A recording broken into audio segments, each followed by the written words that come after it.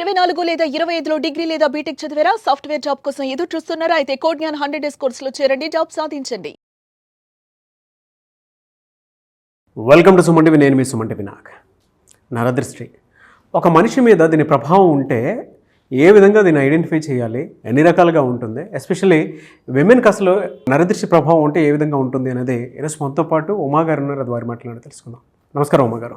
నమస్తే నాగరాజ్ గారు. ఉమా గారు, ప్రీవియస్ నేను ఉమెన్కి అసలు ఏ విధంగా ఉంటుంది ఏంటి అనేది కూడా అంటే 2025 జనవరి నుంచి డిసెంబర్ వరకు ఏ విధంగా ఉంటుందో మాట్లాడుకున్నాము. షష్టగ్రహ కూటమి తర్వాత ఏ విధంగా ఉంటుందో మాట్లాడుకున్నాము. అండ్ దాని తర్వాత నరదృష్టి ప్రభావం గురించి కూడా మనం 1 ఇయర్ మొత్తం ఏ విధంగా ఉంటుందో మాట్లాడుకున్నాము. అండ్ దాంతోపాటు కొన్ని టాపిక్స్ ఎస్పెషల్లీ కర్మకు సంబంధించినటువంటి కర్మ సిద్ధాంతం అసలు ఏం చెప్తుందో, ఏ విధంగా పనిచేస్తుందో కూడా మాట్లాడుకున్నాము. ఇప్పుడు పర్టికులర్గా అంటే ఈ 6 months పీరియడ్ ఉంది కాబట్టి అడుగుతున్నాను. జూలై నుంచి చూసుకుంటే జనరల్గా నరదృష్టి ప్రభావం అనేది ఉంటే ఏ విధంగా ఉంటుంది, ఎలా ఐడెంటిఫై చేయాలి? తప్పకుండా అండి. నరదృష్టి అనేటువంటిది జనరల్గానే చాలామందికి నరదృష్టి సోకింది అని తెలియక చాలామంది ఇబ్బంది పడుతూ ఉంటారు. మనం మాట్లాడుకునేటువంటి మాటలు బట్టి, ఆ సిమ్టమ్స్ బట్టి చాలామంది విమెన్ కనెక్ట్ అవుతూ ఉంటారు. సో ఇక్కడ ఏంటి అంటే నాగరాజ్ గారు, నరదృష్టి అనేటువంటిది ఒక రకం కాదండి. మనం దానికి ఉన్నటువంటి ప్రభావాలని, ఫలితాలని 5గా విభజించి చూస్తే కనుక మొట్టమొదటిది సామాన్యమైన నరదృష్టి నాగరాజ్ గారు. అంటే మీరు చూసేటువంటి వాళ్ళు బాగా శ్రద్ధగా వినండి. సామాన్య నరదృష్టి అనేటువంటిది ఎలా ఉంటుందంటే, మీరు ఏదైనా చిన్న శారీ కొనుక్కున్నా, ఫోన్ కొనుక్కున్నా, లేకపోతే ఏదైనా చిన్న ఫంక్షన్ చేసినా, ఫంక్షన్లో అటెండ్ అయినా ఒక సెంటర్ ఆఫ్ అట్రాక్షన్గా ఉన్నప్పుడు మీ మీద తెలియనటువంటి ఏడుపులు కానీ, ఈర్ష ద్వేషాల వల్ల వచ్చేటువంటి ఈ యొక్క ప్రభావమే సామాన్య నరదృష్టిగా చెప్పబడుతుంది. సో ఈ యొక్క సామాన్య నరదృష్టి అనేటువంటిది జనరల్గానే మీరు నిత్యం చేసేటువంటి భగవత ఆరాధన బాగుంటే కనుక, లేదా మెడిటేషన్ చేసేవాళ్ళు కనుక, మంత్ర అనుష్ఠానం చేసేటువంటి వాళ్ళు కనుక, లేదా నిత్యం హనుమాన్ చాలీసా చదివేటువంటి వాళ్ళు కనుక ఖచ్చితంగా 1-2 రోజుల్లో అది తగ్గిపోతుంది. చిన్న జ్వరంతోనో వాటితోనో తగ్గిపోతుంది. కానీ రెండవది నాగరాజు గారు, మహానరదృష్టి అని ఒకటి ఉంటుంది. అంటే మనం చూస్తాం ఈ యొక్క ఫలితాలు ఎలా ఉంటాయో నేను చెప్తాను వినండి. అర్ధాంతరంగా ఇంట్లో తెలియనటువంటి అకారణ మరణములు అనేటువంటివి సంభవిస్తూ ఉంటాయి. శుభకార్యములు అంటే ఫంక్షన్స్ కానీ, లేకపోతే ఏదైనా సరే జీవితంలో ఒక శుభము అనేటువంటి జరుగుతుందంటే నోటిదాకా వచ్చి వెనక్కి వెళ్ళిపోతుంది. డబ్బులు నిలబడవు, విపరీతంగా ఖర్చులు అవుతూ ఉంటాయి. తరువాత జ్వరములు కానీ, వికారము కానీ, వాంతులు అవ్వడం కానీ, లేకపోతే తెలియనటువంటి ఒక అలజడి, ప్రశాంతత ఉండదు, నిద్ర పట్టదు, ఒక భయము, ఇవన్నీ కలుగుతూ ఉంటాయండి. శుభమా అని ఒక ఇల్లు కట్టుకుంటే కనుక అన్నీ పూర్తయి లాస్ట్ గృహప్రవేశం దగ్గరికి వచ్చేసరికి అది ఆగిపోతుంది. అంటే మహానరదృష్టి అనేటువంటిది చాలా భయంకరమైనటువంటిదండి. చాలామంది అపర కుబేర స్థానంలో ఉండేటువంటి వాళ్ళైనా దరిద్రులుగా కిందకి పడిపోతూ ఉంటారు. ఇది ఒక్క చిన్న విషయాన్ని మర్చిపోయి దాన్ని నెగ్లెక్ట్ చేయడం వల్ల కలిగేటువంటిది అనమాట. సో ఇది ఎప్పుడూ కూడా మహానరదృష్టి అనేటువంటిది కీడు కింద చెప్పబడింది. అంటే చావులు కానీ, హెల్త్ ఇష్యూస్ అంటే మేజర్గా నాగరాజ్ గారు. అంటే చాలామంది మనం చూస్తే డయాగ్నోసిస్ చేసిన ఏ హెల్త్ ఇష్యూ, ఏ ఆరోగ్య సమస్య వచ్చిందో కనబడకుండా హాస్పిటల్కి లక్షల రూపాయలు ధారపోసేటువంటి పరిస్థితుల్లో చాలామంది ఉంటారు. ఇది మహానరదృష్టి అని చెప్పబడింది. ఇక మూడవది సంభోగ దృష్టి. అంటే ఎస్పెషల్లీ భార్యాభర్తలు లేదా ప్రేమించుకున్నటువంటి వాళ్ళకి ఇది తెలుస్తుంది బాగా. ఎప్పుడైతే ఒక ఇద్దరు కలిసి అన్యోన్యంగా ఉంటున్నారో భార్యాభర్తలు, వాళ్ళిద్దరి మధ్యలోకి వాళ్ళు అందంగా ఉన్నారనో, వీళ్ళు అందంగా ఉన్నారనో, మధ్యలో ఇంకొక వ్యక్తి యొక్క చూపు పడింది అంటే, దృష్టి పడింది అంటే వీళ్ళిద్దరి మధ్యలో తగువులు ప్రారంభం అవుతాయి. జలస్ అనేటువంటిది ప్రారంభం అవుతుంది. మిస్అండర్స్టాండింగ్స్ అనేటువంటిది, అనుమానము అనేటువంటిది ప్రారంభమయ్యి తద్వారా క్రమేపీ అది విడాకులకు దారితీస్తుంటుంది. లేదా ఇద్దరిలో ఎవరికైనా ఏదైనా జరగచ్చు. ఇప్పుడు జరిగేటువంటి సంఘటనలు మనం చూస్తూనే ఉన్నాం. సో ఎలాంటివి జరుగుతున్నాయో, ఇలాంటివన్నీ ఎక్కడి నుంచే ప్రారంభమయ్యాయండి? సంభోగ దృష్టి దగ్గర నుంచే ప్రారంభం అవుతాయి. మూడో వ్యక్తి యొక్క ఇన్ఫ్లుయెన్స్ కానీ, అతని చూపు కానీ, దృష్టి కానీ ఏదైనా పడింది అంటే అక్కడి నుంచి భార్యాభర్తల్లో మార్పులు వస్తాయి. ఈ ఎగ్జాంపుల్ నేను చెప్పక్కర్లేదు, చూసేటువంటి వాళ్ళకి చాలా బాగా తెలుసు ఇప్పుడు మనం చూసేటువంటి విషయాలు బట్టి. అయితే 4వది ఏమిటి అంటే సంతాన దృష్టి నాగరాజ్ గారు. సంతాన దృష్టి అంటే ఏమిటి అంటే, ప్రెగ్నెంట్ లేడీస్ కానీ, లేకపోతే కన్సీవ్ అయ్యి చాలామంది ఆరోగ్య ఇబ్బందులు వచ్చి మిస్క్యారీస్ అయిపోతూ ఉంటాయి. లేదా బాగా గమనించండి, సంతాన దృష్టి పడినటువంటి వాళ్ళకి ఎలాంటివి జరుగుతాయంటే, పుట్టిన తర్వాత అంగవైకల్యం కానీ, మాటలు సరిగ్గా రాకపోవడం కానీ, లేకపోతే ఎనీథింగ్ అండి, బాల అరిష్టములతో జన్మించారు అని చెప్పి మనం చెప్పచ్చు జ్యోతిష్ శాస్త్రంగా. కానీ సంతాన దృష్టి పడిన వాళ్ళకి, పెరిగేటువంటి వాళ్ళకి కూడా, పెరిగే పిల్లలకి కూడా విద్య మీద కాన్సన్ట్రేషన్ లేకుండా వ్యసనాలు, చెడు సహవాస దోషము, సో దుబారాగా తిరగడము, జల్సా చేయడం లాంటివి అలవాటైపోతాయి. ఇవి ఎక్కడి నుంచి కలుగుతాయి? సంతాన దృష్టి, చెడు సహవాస దోషం కూడా దీ యొక్క దృష్టి ప్రభావమేనండి. అప్పటిదాకా ఒక అబ్బాయి చాలా బాగా చదువుతూ క్లాస్ ఫస్ట్ వస్తూ ఉంటాడు, కానీ ఒక తరగతి మారిన తర్వాతనో, ఒక స్కూల్ మారిన తర్వాత, కాలేజ్ మారిన తర్వాతనో కంప్లీట్గా వ్యసనాలకు బానిస అవ్వడం కానీ, బెట్టింగ్స్ కానీ, వ్యసనాలు, జూదాలు వాటికి బానిస అవ్వడం కానీ లాంటివి జరిగి కంప్లీట్గా ఫ్యూచర్ని కోల్పోతాడు. సంతాన దృష్టి అనేటువంటిది ఇక్కడ ఇలాంటి విషయాల్లో జరుగుతుందండి. ఇక తరువాత నాగరాజు గారు సూక్ష్మ నరదృష్టి. ఇది చెప్పుకోదగ్గది.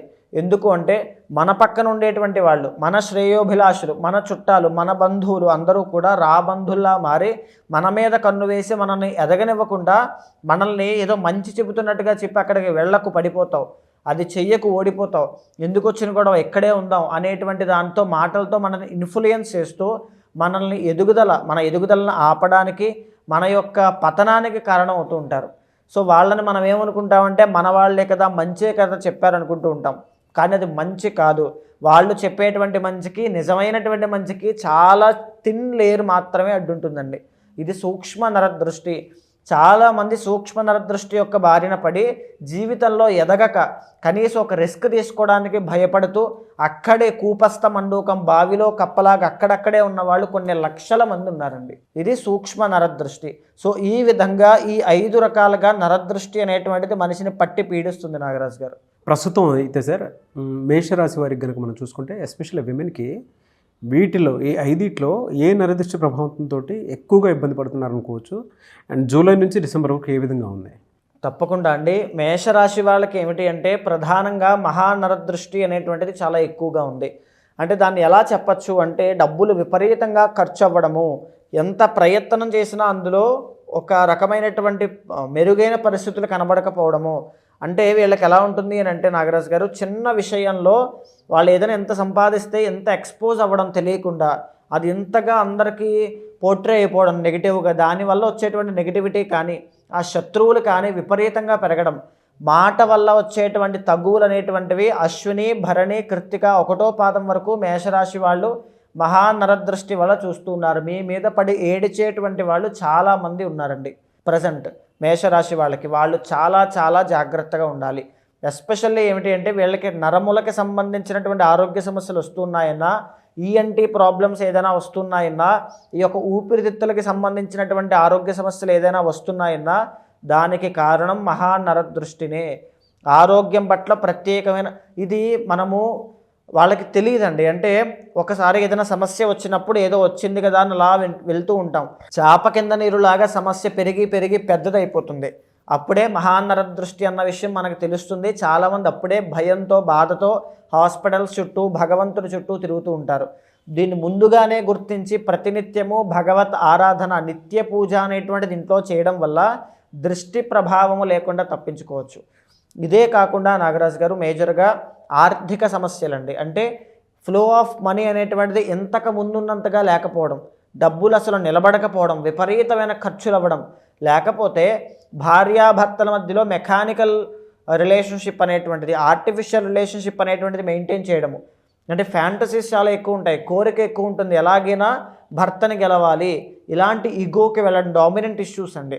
మీరు చూడండి, 2 భార్యాభర్తలు వాళ్ళిద్దరే విడిగా ఉన్నప్పుడు చాలా బాగుంటారు. 3వ వ్యక్తి ఎవరైనా, అది అన్నయ్య అవ్వచ్చు, తమ్ముడు అవ్వచ్చు, అత్తగారు అవ్వచ్చు, మామగారు అవ్వచ్చు, ఎవరైనా కలిశారు అంటే అక్కడ ఆ దృష్టి ప్రభావం అనేటువంటిది సోకింది అంటే తీవ్రమైన ఇబ్బందులు స్టార్ట్ అయిపోతాయి. గొడవలు అనేటువంటివి, ప్రశాంతత ఉండదు. సో ఇది దృష్టి ప్రభావము. సో ఈ యొక్క మేషరాశి వాళ్ళకి నడిచేటువంటి పరిస్థితులన్నీ కూడా సెప్టెంబర్ 30వ తారీఖు వరకు కూడా కాస్త జాగ్రత్తగా ఉండాలి. సెప్టెంబర్ 30వ తారీఖు దాటిన తర్వాత నుంచి కాస్త పర్వాలేదని ఉపశమనం అనేటువంటిది కలిగే అవకాశం ఉన్నా, ఈలోపు ప్రధానమైన నిర్ణయాలు ఏది తీసుకోకుండా, డబ్బులు విపరీతంగా ఖర్చు పెట్టి అందరికీ ఆర్భాటంగా ఎక్స్పోజ్ అవ్వకుండా లాంటివి జాగ్రత్తగా చూసుకోండి. సో మీరు అడిగినట్టుగా నాగరాజు గారు జూలై నుంచి డిసెంబర్ దాకా చూస్తే ప్రస్తుతం వీళ్ళకి ఏలినాటి శని అనేటువంటిది ఆల్రెడీ నడుస్తున్న విషయం అందరికీ తెలిసినదే. ఈ యొక్క శని అనేటువంటి ఆయన కర్మకారకుడు, కర్మని సూచన చేస్తూ ఉంటారు, కష్టాన్ని సూచన చేస్తూ ఉంటారు. అంటే మనం ఏదైతే పూర్వజన్మలో కానీ వంశపారంపర్యంగా కానీ పూర్వం కానీ చేసినటువంటి కర్మ ఉంటుందో అది ఈ శని ఉన్నటువంటి పీరియడ్ ఆఫ్ టైంలో మనం అనుభవించాల్సి వస్తుంది. కాబట్టి ఇలాంటి పరిస్థితుల్లో మీ యొక్క ఆరా అనేటువంటిది చాలా వీక్గా ఉంటుంది. సో ఈ టైంలోనే ప్రతి దృష్టి ఏ దృష్టి పడినా దాన్ని తీసుకోలేక మానసికమైనటువంటి ఒత్తిళ్ళకి గురయ్యే అవకాశము, బాధపడేటువంటి అవకాశం చాలా ఎక్కువగా ఉంటుంది. ఈ బాధ అనేటువంటి పదానికి అర్థం వాళ్ళకి బాగా తెలుస్తుందండి. సెప్టెంబర్ 30 వరకు చాలా జాగ్రత్తగా ఉండండి అమ్మా. ఎవ్రీ సాటర్డే ప్రతి శనివారము కూడా ఒక గుప్పుడు గళ్ళుప్పు తీసుకుని దాన్ని దిష్టి తీసేసి పక్కన బయట ఎవరి తొక్కకుండా ఉన్నటువంటి చోటను పాడేసి మళ్ళీ ఇంకొక చేత్తో ఒక గుప్పుడు గళ్ళుప్పు తీసుకుని వేడి నీళ్ళల్లో వేసి అవి నానిన తర్వాత దాంతో తల మీద నుంచి స్నానం చేయండి. తర్వాత మళ్ళీ నార్మల్ వాటర్తో చేసేయండి. ఇలా ఎవ్రీ సాటర్డే చేయండి. దృష్టి అనేటువంటిది, నెగిటివ్ ఎనర్జీ అనేటువంటిది తగ్గుతుంది. మరీ ముఖ్యంగా చాలామంది ఇంతకుముందు మనం చేసినప్పుడు కూడా నాగరాజు గారు చాలామంది మహానరదృష్టి వల్ల అకాల మరణాలు పొందినటువంటి వాళ్ళు. సో అది నరదృష్టి అనేటువంటిది ఎలా తెలుస్తుంది అంటే వాళ్ళ యొక్క జీవితంలో జరిగిన సంఘటనలు ఒక్కొక్కటి వెనక్కి వెళితే ఒక పెద్ద ఫంక్షన్ ఏదైనా చేయడం కానీ, భారీగా డబ్బులు ఖర్చు పెట్టినటువంటి సంఘటనలు కానీ, ఎక్కడైనా ఎక్స్పోజ్ అయినటువంటి మూమెంట్స్ కానీ చాలా ఎక్కువగా కనబడతాయి. సో అక్కడి నుంచే మాకు ఇబ్బందులు కనబడుతున్నాయని చాలామంది చెప్పడం కూడా ఉంటుంది. సో ఏంటి అంటే అలాంటి తీవ్రమైనటువంటి పరిస్థితులు ఉన్నప్పుడు ఖచ్చితంగా సుదర్శన హోమము అనేటువంటిది ఆచరించండి. అక్కడి నుంచి మీ లైఫ్లో మార్పులు వస్తాయి. దృష్టి ప్రభావం తగ్గిపోతుంది. ఇంకా చెప్పాలి అంటే రాబోయేటువంటిది శ్రావణ మాసము, తర్వాత ఈ గురు పౌర్ణమి, అద్భుతమైనటువంటి ఘడియలు కనబడుతున్నాయి నాగరాజు గారు. అలాంటి వాళ్ళు ఎవరైనా ఉంటే ఈ పౌర్ణమి తిథుల్లో కానీ, గురు పుష్యమి ఉన్నటువంటి తిథుల్లో కానీ, శ్రావణ మాసంలో కానీ ఏదైనా పరిహారములు ఆచరిస్తే వెంటనే సిద్ధిస్తాయండి. తప్పకుండా మీకు రిజల్ట్స్ కనబడతాయి. ఎనీవేస్ థ్యాంక్ యూ అండి. Thank you so much Uma గారు. నమస్తే. చాలామంది గోచార రీత్యా చూసుకుంటేనే ఇన్ని ప్రాబ్లమ్స్ ఉన్నాయనేటువంటి విషయం మనకు తెలుస్తూ ఉంది. మిమ్మల్ని అప్రోచ్ అవ్వాలంటే ప్రాసెస్ ఏంటి? ఎందుకంటే పర్సనల్ చాట్ ద్వారా అయినా సరే కొంతమంది తెలుసుకుంటారు. ఓహో, నా జాతకంలో ఈ విధంగా ఉందా, కమింగ్ 6 months ఈ విధంగా ఉండే అవకాశం ఉందా అని చెప్పేసి అనుకుంటుంటారు కదా. వాళ్ళు మిమ్మల్ని అప్రోచ్ అవ్వాలంటే ఎలా ప్రాసెస్? తప్పకుండా అండి. ఇప్పుడు మనం మాట్లాడుకునేటువంటిది గోచార అంశంతో పాటుగా జనరల్గా మనము నరదృష్టి వల్ల ఎలా ఉంటుందనేటువంటి విషయాన్ని చెప్పుకుంటున్నాం. కానీ మీ యొక్క పర్సనల్ చార్ట్ ద్వారా ఏ సంవత్సరంలో మీకు వివాహం అవుతుంది, ఏ సంవత్సరంలో మీరు ఇబ్బందులు పడతారు, ఏ సంవత్సరంలో మీకు డిప్రెషన్, యాంగ్జైటీ అనేటువంటిది అటాక్ అయ్యే అవకాశం ఉంది, ఏ సంవత్సరం నుంచి మీకు వ్యసనాలు, జోదం విషయంలో డైవర్షన్స్ అనేటువంటివి జీవితంలో రాబోతున్నాయి, ఏ సంవత్సరంలో మీకు వాహన గండములు లాంటివి ఏమైనా ఉంటే ఎప్పుడు వచ్చేటువంటి అవకాశం ఉంది, మీ ఆయుష్ ఎంత ఉంటుంది అనేటువంటివి ప్రతిదీ కూడా పర్సనల్ చార్ట్ ద్వారానే చెప్పబడుతుందండి. అది మీకు మాత్రమే యునిక్గా ఉన్నటువంటి చార్ట్. సో అలాంటి వాళ్ళు ఎవరైనా ఉంటే ఖచ్చితంగా మీరు ఎక్కడెక్కడో చూపించి చాలా ఇబ్బంది పడుతూ దృష్టి ప్రభావం వల్ల కావచ్చు, పెళ్ళి కాకపోవడం వల్ల కావచ్చు, సంతానం లేకపోవడం వల్ల కావచ్చు, చాలా ఇబ్బంది పడుతూ ఉంటారు. సో ఖచ్చితంగా అలాంటి వాళ్ళు ఎవరైనా ఉంటే అపాయింట్మెంట్ తీసుకోండి. మీ పెళ్లి విషయంలో కానీ, సంతాన విషయంలో కానీ ఎనీ ప్రాబ్లం ఆర్ ఎనీ కోరిక, చాలామంది గమ్యం వైపు ఐఏఎస్ యాస్పిరెంట్స్ కావచ్చు, గవర్నమెంట్ జాబ్ యాస్పిరెంట్స్ కావచ్చు, ఇలాంటి వాళ్ళు ఉంటారండి.